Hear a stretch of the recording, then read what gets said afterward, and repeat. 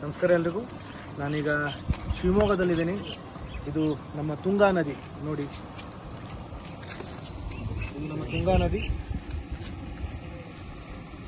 ಇದರ ದುಸ್ಥಿತಿ ನೋಡಿ, ಇಲ್ಲಿ ನೋಡಿ, ಗಲೀಜು ನೀರು ಇಲ್ಲಿ ಸೇರ್ಕೋತಾ ಇದೆ. ಇದೇ ನೀರು ಹರಿಹರಕ್ಕೆ ಹೋಗುತ್ತೆ, ಹೊಸಪೇಟೆಗೆ ಹೋಗುತ್ತೆ, ಜೊತೆಗೆ ಮಂತ್ರಾಲಯ ಆ ನೀರನ್ನು ನಾವು ಅಲ್ಲಿ ಬಳಸ್ತೀವಿ. ಇದೇ ನೀರು ನಾವು ಅಲ್ಲಿ ಬಳಸ್ತಿರೋದು. ಇದು ತುಂಬ ದುಸ್ಥಿತಿ, ಇದು ದುರಂತ. ಇದು ನಾನು ನಮ್ಮ ಸ್ಥಳೀಯರಲ್ಲಿ ನಾನು ವಿಚಾರಿಸಿದೆ, ಈ ಒಂದು ಯೋಜನೆಗೆ ಎಷ್ಟು ಖರ್ಚಾಯಿತು ಅಂತ.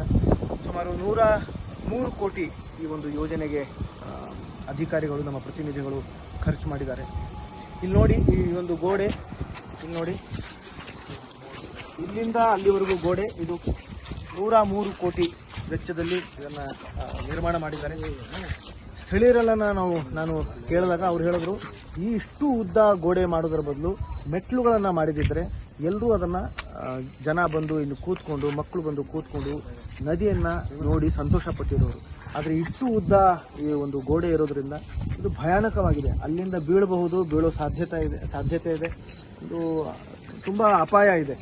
ಅದರ ಜೊತೆಗೆ ಇಲ್ಲಿ ಇಷ್ಟೇ ಮೆಟ್ಲುಗಳು ಇರೋದ್ರಿಂದ ಇಲ್ಲಿ ಯಾರು ಬಂದು ಕೂತ್ಕೊಳ್ಳೋ ಥರದ್ದು ಇಲ್ಲ. ಇಲ್ಲಿ ವ್ಯವಸ್ಥೆ ಕೂಡ ಅಷ್ಟು ಚೆನ್ನಾಗಿಲ್ಲ, ಸ್ವಚ್ಛವಾಗಿಲ್ಲ. ಜೊತೆಗೆ 103 ಕೋಟಿ ಈ ಒಂದು ಗೋಡೆಗೆ ಖರ್ಚಾಗಿದ್ದು ಅದು ಸಮಂಜಸನ, ಅದು ಸರಿನಾ ಅನ್ನೋದು ಒಂದು ದೊಡ್ಡ ಪ್ರಶ್ನೆ.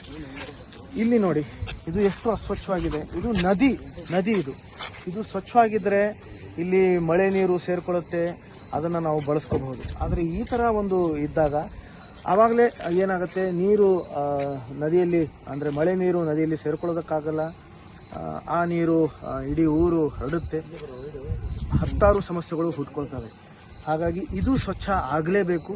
ಜೊತೆಗೆ ಇದು ನೋಡಿ, ಈ ನದಿ, ಈ ಕೆಟ್ಟ ನೀರೇನಿದೆ, ಇದೇನು ಸೇರ್ಕೊಳ್ತಾ ಇದೆ, ಇದು ನಿಲ್ಲೇಬೇಕು. ಇದಕ್ಕೆ ದಯವಿಟ್ಟು ನಾನು ನಮ್ಮ ಸ್ಥಳೀಯರಲ್ಲಿ, ನಮ್ಮ ಅಧಿಕಾರಿಗಳಲ್ಲಿ, ನಮ್ಮ ಪ್ರತಿನಿಧಿಗಳಲ್ಲಿ ಕೈ ಮುಗಿದು ಕೇಳ್ಕೊತೀನಿ. ದಯವಿಟ್ಟು ಈ ನಿಟ್ಟಲ್ಲಿ ನಾವೆಲ್ಲರೂ ಸೇರಿ ಪ್ರಯತ್ನ ಪಡೋಣ. ಈ ನಿಟ್ಟಲ್ಲಿ ನಾವೆಲ್ಲರೂ ಸೇರಿ ಚಿಂತನೆ ಮಾಡೋಣ. ಆದಷ್ಟು ಬೇಗ ಈ ಒಂದು ಸಮಸ್ಯೆಯನ್ನು ನಾವು ಬಗೆಹರಿಯೋಣ. ಇದು ನಮ್ಮ ನದಿ ಅಂತಂದರೆ ನಾವು ಇದನ್ನು ಪೂಜಿಸ್ತೀವಿ.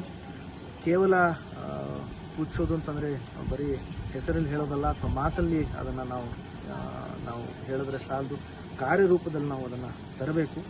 ನಮ್ಮ ತಾಯಿ ತುಂಗೆ ನಾವು ಎಲ್ಲರೂ ಸೇರಿ ಆಕೆಯನ್ನು ನಿಜ ರೂಪದಲ್ಲಿ, ನಿಜ ಜೀವನದಲ್ಲಿ ನಾವು ಪೂಜಿಸೋಣ ಅಂತ ನಾನು ತಮ್ಮಲ್ಲಿ ಕಳಕಳಿಯಿಂದ ಕೇಳ್ಕೊತೀನಿ. ಧನ್ಯವಾದ.